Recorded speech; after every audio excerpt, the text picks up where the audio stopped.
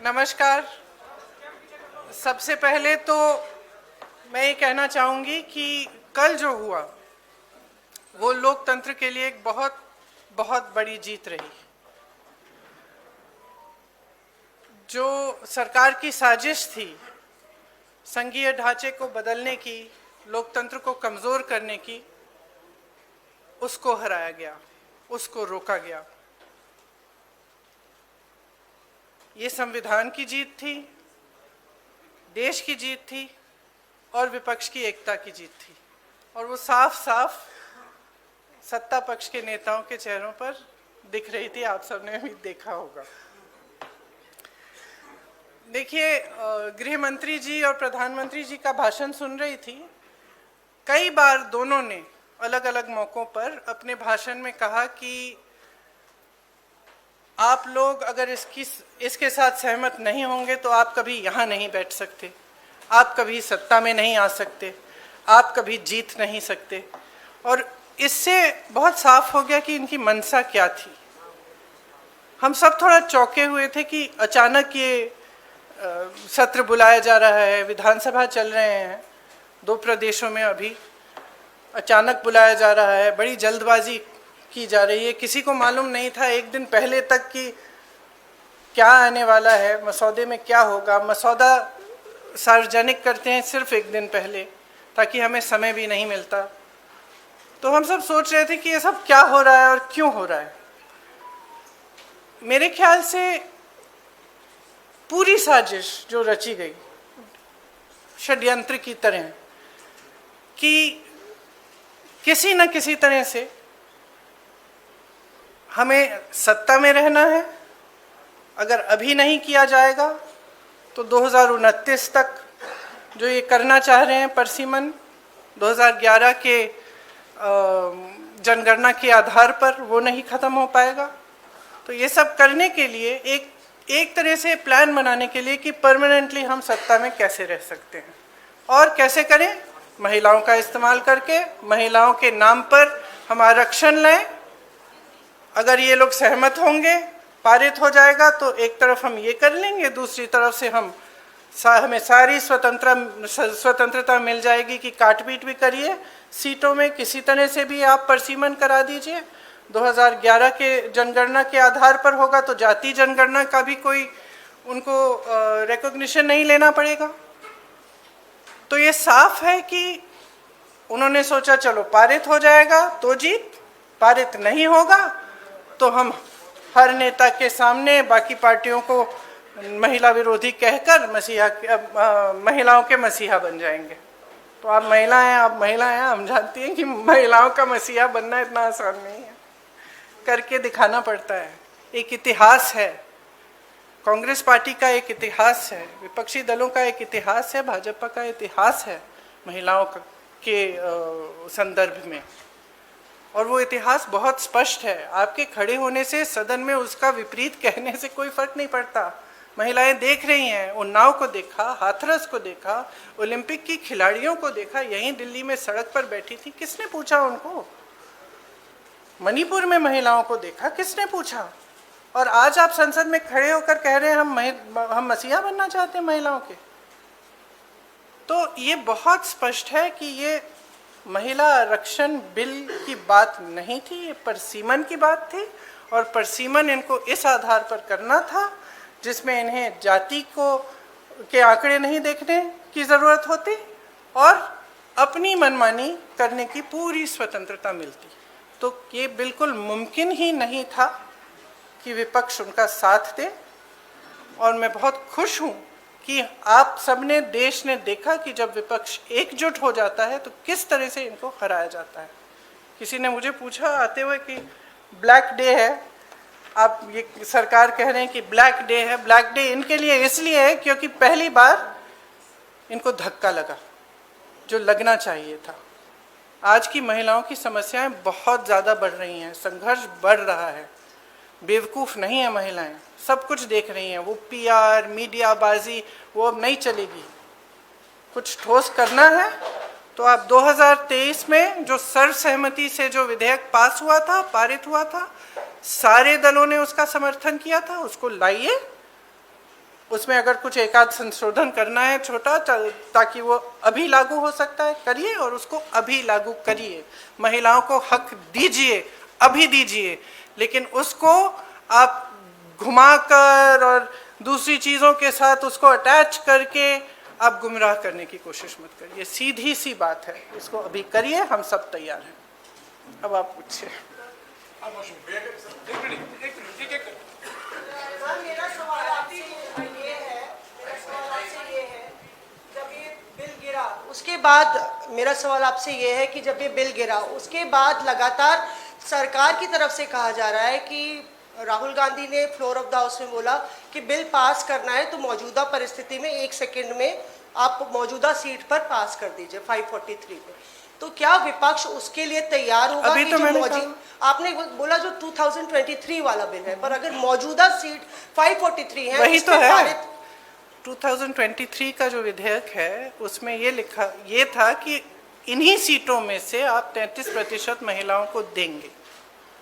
Ma'am उसमें लिखा था कि सेंसस के बाद डिलिमिटेशन होगा और उसके बाद तय की जाएगी, जो भी सीट होंगी उस पे 1/3 मिलेगा। तो यानी कि सीटें बढ़ती, पर नहीं, 543 में से ही था। तो उसके लिए आप लोग तैयार हैं? हाँ, बिल्कुल तैयार है। जी प्रियंका जी, दो दिनों तक हमने बहस देखी और अब क्रेडिट उधर से भी क्लेम किया जा रहा है, आप लोग भी दावा कर रहे हैं। नहीं, हम क्रेडिट का दावा नहीं कर रहे हैं। हम आपको इतिहास के बारे में बता रहे हैं। कांग्रेस पार्टी ने 1928 में शुरू की ये बात, और कांग्रेस पार्टी की ही ये बात थी जिस वजह से आज आज़ादी के पहले दिन से महिलाओं को भारत में वोट डालने का मौका मिला और अधिकार मिला। तो मैम सवाल ये था कि बीजेपी और एनडीए पूरे देश में अभियान चलाने जा रही है। आपने देखा कि कल शाम को प्रदर्शन हुए, देश भर में प्रदर्शन हमने देखा बीजेपी की तरफ से, और ये दिखाने की कोशिश है कि महिला विरोधी है कांग्रेस और इंडिया अलायंस। इसकी काट में आप लोगों की तरफ से क्या कोई अभियान चला जाएगा? क्या रणनीति होगी कांग्रेस की और इंडिया अलायंस की इसकी काट के लिए? जो बात आप कह रही है वो देश के आम लोगों तक कैसे ले जाएंगे? देखिए, जैसे मैंने कहा, देश की जनता जो है उसमें बहुत ही ज़्यादा विवेक है। अगर इनको अभियान करना है पूरे देश भर में, खुलकर करें। लेकिन आज देश उस परिस्थिति में नहीं है जो 12 साल पहले था, और शायद कभी कभी ये होता है कि जब सत्ता बढ़ जाती है लोग सच्चाई नहीं बताते हैं नेताओं को। तो इस पूरे ये जो पूरा पिछले 2-3 दिनों में हुआ, इससे कुछ हद तक ये भी दिख रहा है कि ये समझ नहीं पा रहे हैं कि आज भारत बदल गया है। भारत की जनता देख रही है, समझ रही है कि मीडियाबाजी, पीआर बाजी, ये बड़े बड़े अभियान, इतना सारा पैसा डाला जाता है इसमें, ये चल नहीं रहा है। ये अब चल नहीं रहा है। कल बार बार अमित शाह जी कह रहे थे, आदरणीय अमित शाह जी कह रहे थे कि हमारी बातों पर भरोसा करिए। कोई भरोसा नहीं कर रहा है। असली पॉइंट तो ये है कि जनता का भरोसा उठ रहा है। तो आप जब कुछ कह रहे हैं तो उसको फेस वैल्यू पे जनता आज नहीं दे रही है। प्रियंका जी, कल जो कुछ हुआ उसके बाद जो बीजेपी कह रही है कि they will launch a country-wide campaign to dub the entire opposition, including the Congress, as anti-women.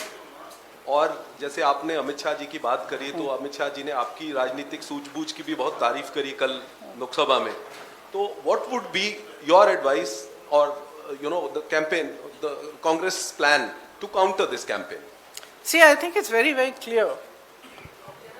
We are saying very, very clearly, and we will say this from every platform, we will say this in every state, not just the Congress party, but every party of the India Alliance will say it very, very clearly. Bring that 2023 legislation which was passed, make whatever change you want to get it done by 2029, we will fully support it. We will say this again and again, all over the country. And the other point that I was making in Hindi earlier was that things have changed for this government. It's very visible from their actions. Firstly, they are under a lot of international pressure. It's very, very clear.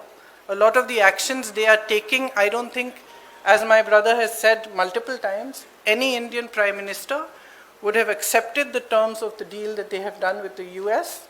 unless there was massive pressure. He is obviously under massive pressure. It is very obvious. So public is seeing this. The public continues to suffer with multiple problems. The price of gas, price of fruit, vegetables, everything has gone up, and especially the burden of this is on the shoulders of women. And it's across class, across caste. It does not matter whether you're a rich woman, poor woman, whether you live in an urban center, whether you live in the villages. Your problems are increasing. And there is nothing coming from the government to resolve them. So the public can see it. So they can take their Mahila Morcha in front of whoever's house they want. They can make as much tamasha as they want. This country has now awakened to the fact that they do not stand by their words. They cannot be trusted, and certainly women cannot trust them, because we have seen their attitude and their behavior on multiple occasions. So I think it's very clear. They can do what they like. The public is seeing everything very, very clearly. And the chronology of the last few days, the way they have brought this bill, the things they have attached to it, the delimitation, the 2011 census, it's very clear. They knew this bill is not going to be able to be passed. They just wanted the political credit. Simple as that. Priyanka ji, कई सवाल हैं, आपके पास वक्त है ना? हाँ, सिद्धार्थ। पति का जन्मदिन है तो थोड़ा शॉर्ट रखिए। मैम ये सवाल ये है, मैम सवाल ये है, मैम सवाल ये है, यहाँ पे विमेंस कर लेते हैं। Okay, after this one. Ma'am सवाल ये है कि आप लोग कह रहे थे कि ये वुमेन रिजर्वेशन बिल सिर्फ एक ढाल है, पीछे से एक मंसूबा डिलिमिटेशन पास कराना है। अभी भी डिलिमिटेशन बिल के लिए कल जब जो मंत्री किरण रिजिजू है उन्होंने कहा कि बाकी दो बिल अब मैटर नहीं करता है, इसको हम बाद में पुटअप करेंगे। डिलिमिटेशन की मैं बात कर रहा हूँ, उस पे आप लोग कैसे आगे इसको चीज रखेंगे? हमारा स्टैंड बहुत क्लियर है, पूरे अलायंस ने अपना स्टैंड बहुत क्लियर किया है, और इस वोट से और भी स्पष्ट हुआ है कि हमारी मानसिकता में, मानसिकता नहीं, हमारी समझ में ये जो बिल लाया गया और ये जो 3 दिनों की चर्चा चली, ये महिला आरक्षण की नहीं थी, ये परसिमन पर ही थी। और इस पर हमने सब ने अपने विचार बहुत स्पष्टता से व्यक्त कर लिए हैं। अरे you said to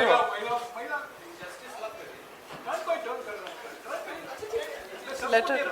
ma'am sir महिला ही है इधर भी, वो भी और मैं भी। मैम आपने 543 सीटों की, आपने कहा कि 543 मौजूदा सीटों पर सरकार दे दे, तो ओबीसी का उसमें प्रावधान नहीं है, एससी एसटी का तो है, तो क्या उसके लिए भी अगर आप नहीं, उसमें उचित प्रावधान बनाया जा सकता है, क्यों नहीं बनाया जा सकता? और दूसरा मैम सरकार के नैरेटिव को काउंटर करने के लिए, क्योंकि सरकार कह रही है कि हम सड़क पर जाएंगे, संसद से सड़क तक की लड़ाई लड़ेंगे, तो क्या कांग्रेस का भी कोई ऐसा थॉट प्रोसेस है कि हम भी सड़क पर जाएं, और अगर जाएंगे तो क्या कोई रूपरेखा? इन्होंने ये पूरा प्लान पहले से बनाया था, शायद ये भी इस प्लान का हिस्सा था। हम अभी कल हमने इनको डिफीट किया है पार्लियामेंट में, हम आज बैठ के हम भी सोचेंगे कि हमें क्या करना है, और जरूर करेंगे कुछ। हाँ, प्रियंका जी, सरकार कह रही है कि आप महिला विरोधी हैं, आप कह रहे हैं कि 543 सीटों पर 543 सीटों पर 33%। मैंने तो लड़की हूँ, लड़ सकती हूँ, किया 40% महिलाओं को उत्तर प्रदेश में लड़ाया, वो अलग बात है कि एक ही जीती उसमें से, वो अलग बात है, लेकिन एक निजाम आपने सेट किया। लेकिन यही सवाल था मेरा कि लड़ाई अपनी जगह है, क्या देश की सबसे पुरानी पार्टी ये कानून लागू हो या ना हो, सबसे पहले ये कर सकती है, ये ऐलान कर सकती है कांग्रेस की आने वाले चुनाव में हम बिना कानून के आए हुए 33% आरक्षण महिलाओं को दे देंगे? देखिए, हमारी आशा ये है कि आने वाले चुनाव में वैसे भी 33% महिलाएं चुनाव लड़ेंगी, और हम कह रहे हैं बार बार, विधेयक लाइए, दोबारा से लाइए, हम उसको पास करेंगे, पारित करेंगे आपके साथ। Today the opposition is planning to write a letter to Prime Minister Narendra Modi for the implementation of this bill. But are you also going to mention about the OBC quota, because already for SC ST there is a provision which has been passed. Obviously. And for Muslim reservation also it was being demanded by the Samajwadi Party. Are you also going to support that in this particular letter? Look, the OBC quota, I think almost every speaker from the opposition has referred to it. We are all saying that if there are women's reservations, just like there will be 1/3 reservations in the ST and the SC, there has to be a OBC reservation which is commensurate to the number. That's it. You're saying it again. Priyanka ji पूछ रहे हैं, कुछ पूछ रहे हैं। प्रियंका जी मेरा नाम एक मिनट, इन्होंने शुरू कर लिया था जी। प्रियंका जी मेरा नाम पूनम है और मैं अमर उजाला जीत से गई। हूँ। प्रियंका जी मेरा सवाल ये है कि परिसीमन 2026 तक फ्रीज था, अब वो परिसीमन खुला है। आपने कल कहा कि महिला संशोधन विधेयक इसलिए नहीं लाया गया कि परिसीमन मनमाना था, अब परिसीमन होना है, तो कांग्रेस की दृष्टि में वो परिसीमन किस प्रारूप में होना चाहिए और उसके लिए क्या कुछ कांग्रेस की मांग रहेगी? हमने बार बार कहा है कि परिसीमन सबसे पहले, परिसीमन से पहले जातीय जनगणना होनी चाहिए, उसके आधार पर होना चाहिए। देखिए, ये परिसीमन आयोग बनाना चाहते हैं जिसमें ये 3 जने अपने लगाएंगे, जैसे इन्होंने बाकी सारे आयोग बनाए हैं और सबको कैप्चर किया है। तो हम भरोसा कैसे करें? आपने देखा परिसीमन में इन्होंने असम में क्या किया है और JNK में क्या किया है। विपक्षी दलों के नेताओं की सीटों का विभाजन, अपनी मनमानी से काटपीट। JNK में कुछ सीट ऐसी हैं जहां एक जगह एक हिस्सा इधर है, एक हिस्सा उधर है, सिर्फ अपनी सत्ता बनाए रखने के लिए। कौन भरोसा कर सकता है? जनता भरोसा नहीं कर रही है। आप कह रहे हैं कि हम भरोसा करें उनकी।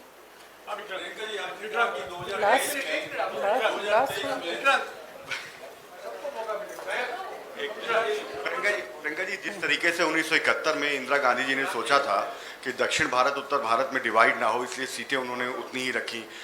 इवन 2001 में अटल बिहारी वाजपेयी ने भी यही सोचा कि दक्षिण भारत उत्तर भारत के बीच में डिवाइड ना हो, उन्होंने भी फ्रीज रखा। तो क्या आप सरकार से डिमांड करेंगे कि सीटें वो 543 ही रखे, आगे ना बढ़ाए, जैसा कि इंदिरा जी ने और अटल जी ने कहा? देखिए,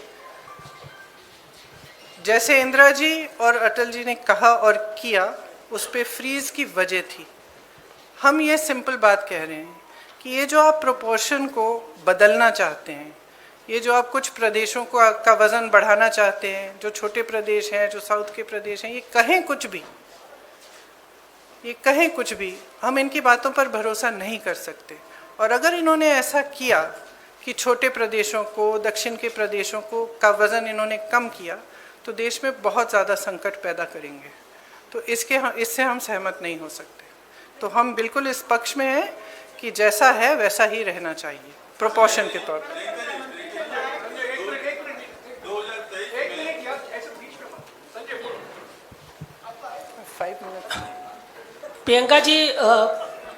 प्रियंका जी आपने कहा और विपक्ष लगातार कहता रहा है कि लोकतंत्र जो है वो खतरे में है। आपको नहीं लगता?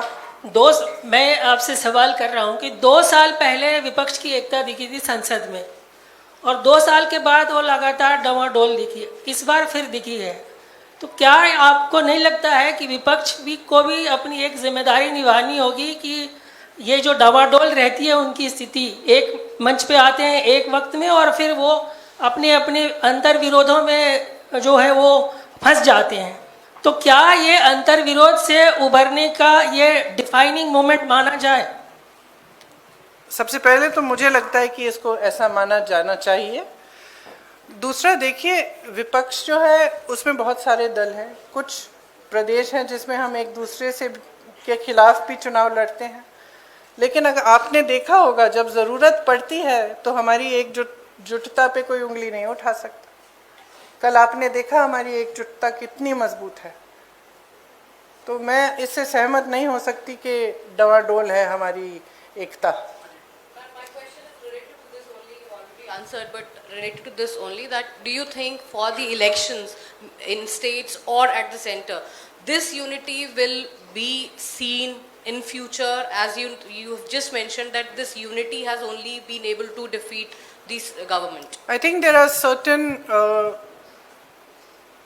factors which are coming together at this point in India's history. As I said, one is the international pressure on the government, which is very visible by the actions they are taking, which are not necessarily in the interest of the nation. In fact, many of them are not. There is more stress on people. Prices are rising. Other factors are coming into play.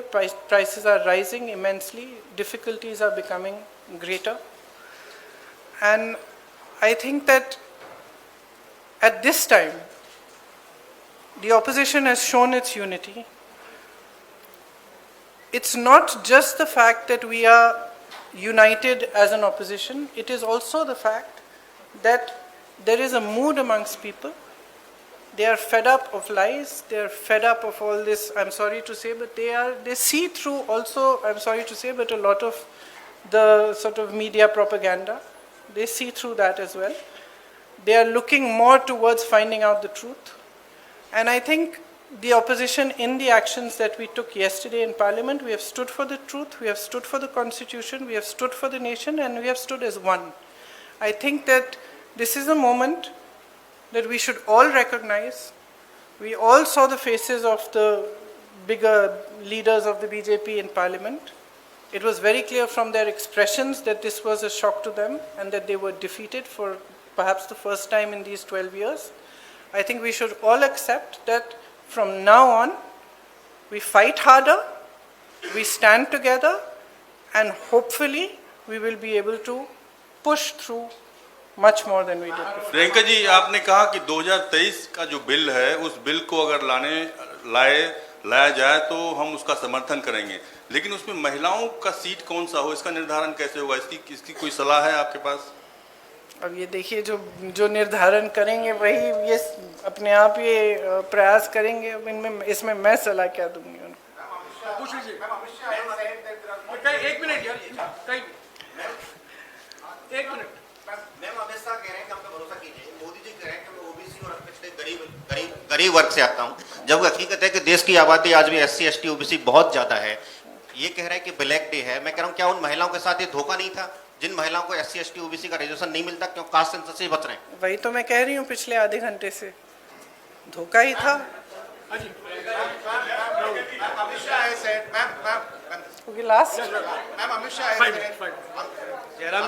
said that there are 120 constituencies. 1 and 2. Amit Shah has said there are 120 constituencies that have population of over 25 lakhs. He in fact listed Malkangiri also, that has 48 lakhs people. You may have some reservations about demilitation, but do you not believe that it's the need of the hour? Actually, no. Actually, I don't. I believe that that's the way it's being sold. And delimitation of seats of 20, 30, 40 has been done before. But a complete overhaul of Parliament, and that too in the hands of people who tend to have disregard for institutions, who tend to weaken every institution, including the Election Commission. How can you expect us to support this? It's not possible for anybody who loves democracy, who loves this country, to support such a thing.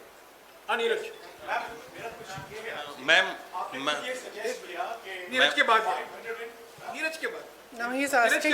He's already started. Okay. आप बोलिए। आपने खुद suggest किया अभी कि ये परिसीमन था, दरअसल ये महिला आरक्षण के लिए नहीं था। तो ऐसे में अब ये प्रश्न हो जाता है कि सीटों की संख्या को शायद 543 पे लड़ना नहीं चाहते, 850 पे लड़ना चाहते हैं। तो आपको क्या ये लगता है कि they feel jittery about fighting on 543 since आप लोगों ने अचीव कर लिया था 235, which is like इंडिया के पास 235 और उनके पास 240? No, I don't think they're jittery about fighting 543. I think firstly the men are trying to reserve their own seats, right? So that their 5 out of 543, their seats don't go to women. Ma'am? Possible, yes. After all, we are living in a patriarchy. Ma'am? So firstly, there's that issue. Secondly, as I said, we cannot trust them with delimitation because their attempt that we have seen in Assam and in J&K has been it's been completely designed in a way that they should win, designed in a way that it benefits them. So how can we trust them with that? Ma'am, Neeraj news 18 India से हूँ। कांग्रेस के आकलन में आप लोग को क्या लगता है कि नंबर सरकार के पास नहीं थे, क्योंकि 2/3 बहुमत जरूरी था सदन के अंदर? ऐसे में क्या वजह थी? सरकार का मुख्य मकसद क्या रहा होगा इस बिल को लाने का? मेरे ख्याल से मुख्य मकसद यही था कि हम कुछ ऐसा करें कि हमें महिलाओं के मसीहा बन जाए। अगर हम बिल पारित नहीं होता है तो हम घर घर जाके कहेंगे कि ये महिला विरोधी है और देखो हम तुम्हारे लिए कुछ करने की कोशिश कर रहे थे और इन्होंने करने नहीं दिया। अगर पारित हो जाएगा तो वैसे भी हम मसीहा बन जाएंगे। पता नहीं, यही मेरा महिला दिमाग कहता है। मैम इधर मैम मैं मोहित दुबे हूँ एबीपी न्यूज से। किधर है आप? अच्छा। मैम मेरा सवाल ये है कि आप लोगों ने कहा कि हम महिला आरक्षण के विरोध में नहीं हैं, परिसीमन के विरोध में, लेकिन वही दूसरी ओर भारतीय जनता पार्टी और एनडीए के लोगों ने कहा कि नहीं, महिला विरोधी आप लोग हैं, महिला आरक्षण के विरोधी हैं। सवाल मेरा ये है कि आज आप लोगों ने बैठक की है, बैठक में आप लोगों ने क्या फैसला किया? क्या ये भी फैसला किया कि प्रधानमंत्री नरेंद्र मोदी से मिलकर आप लोग जो है मांग करेंगे कि 543 सीटों में से ही महिला आरक्षण लागू किया जाए? और अगर वो आपकी बात नहीं मानते हैं तो आगे आप लोग क्या करने, क्या राष्ट्रपति से भी मिलने की कोई उम्मीद है? देखिए, आज की बैठक में ऐसा कुछ नहीं तय किया कि किससे मिलेंगे और किससे नहीं मिलेंगे। ये ज़रूर तय हुआ है कि हम सब सहमत हैं कि अगर वो 2023 वाला जो विधेयक है उसको फिर से लाएं, उसको वो पारित हो चुका है, अगर उसको फिर से लाएं, कुछ छोटे मोटे संशोधन कराना चाहते हैं ताकि वो 29 तक वो लागू हो जाए, तो हम पूरी तरह से उनके साथ हैं। ये हम सब कहेंगे, सब एकजुट होकर कहेंगे और हर प्लेटफॉर्म से कहेंगे। धन्यवाद, थैंक यू।